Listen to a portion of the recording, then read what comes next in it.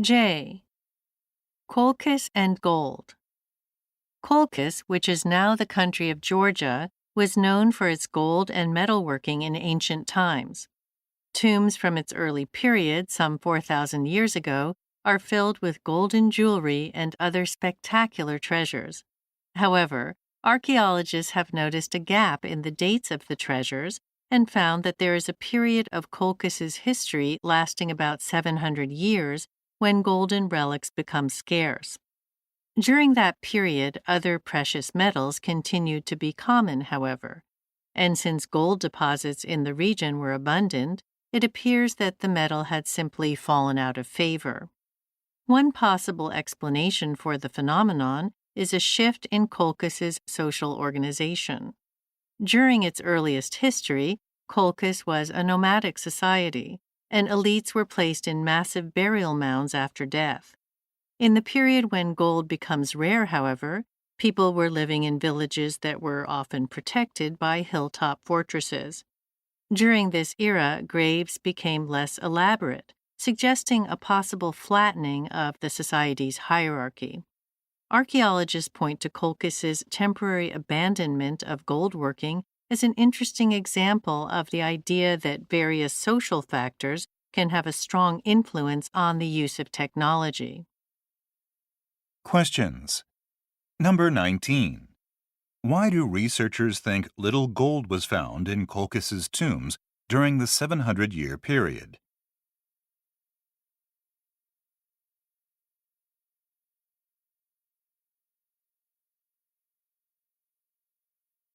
Number 20. What change may have occurred in Colchis's society during the time that gold became rare?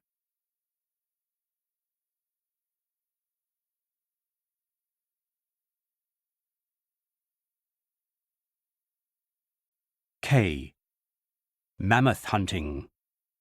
Textbook illustrations of the Ice Age frequently depict humans armed with sharp spears, attempting to stab giant mammoths, more than twice their height. Given the risk this would have involved, however, researchers have become highly skeptical that this ever happened. There is some evidence that mammoths could have been brought down by spears thrown at them, and bows and arrows had already been invented. But the one way that is definitely known to have been employed is to separate a mammoth from its herd, possibly using flaming branches, or by frightening them with trained dogs. The panicked mammoth was then driven into concealed pits filled with spikes. While there is substantial archaeological evidence of hunting, previous theories that mammoths were driven extinct by humans are not regarded as likely. Research has revealed that melting glaciers due to global warming near the end of the Ice Age greatly increased the amount of precipitation.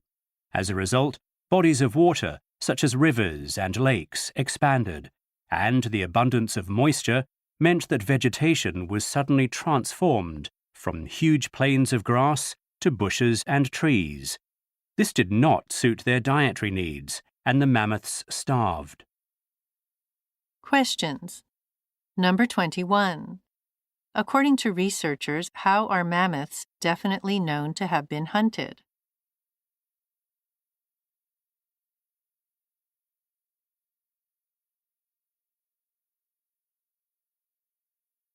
Number 22. How does the speaker say mammoths disappeared?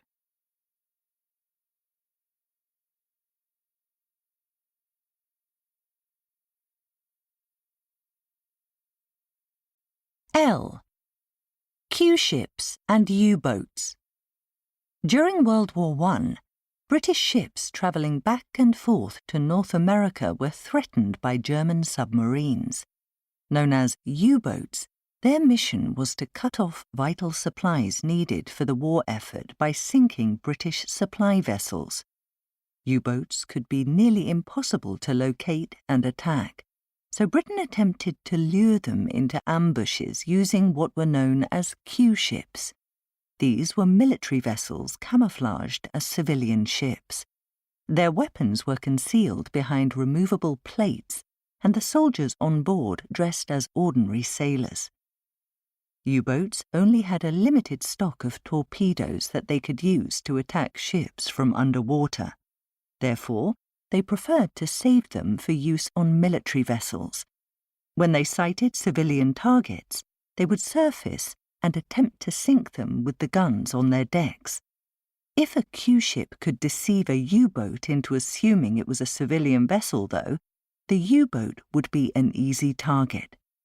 It is estimated that about 14 German U-boats were sunk using such tactics. While this is a relatively small number, it is believed that dread of Q-ships had a psychological impact on U-boat crews, making them more reluctant to attack civilian ships and thereby saving many lives. Questions. Number 23. What is one thing we learn about Q-ships?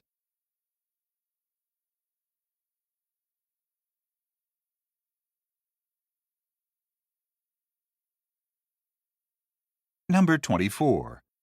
What is one effect Q-ships seem to have had?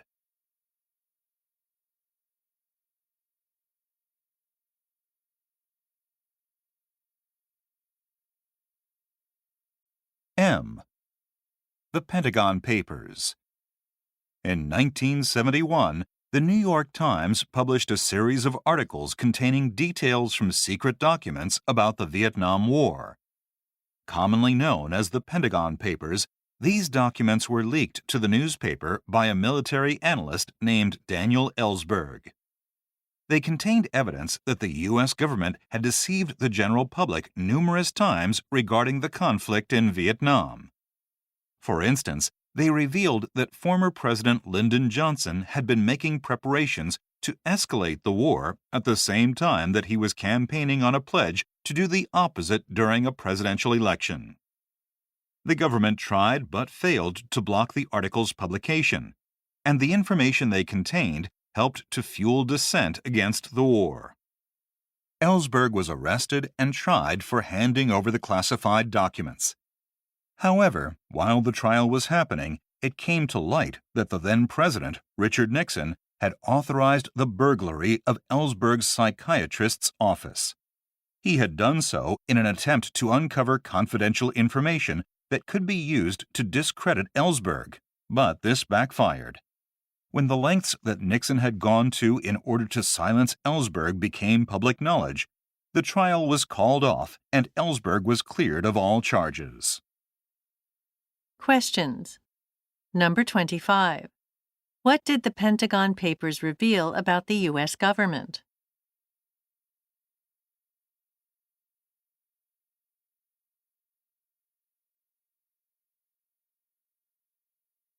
Number 26. What was learned during Daniel Ellsberg's trial?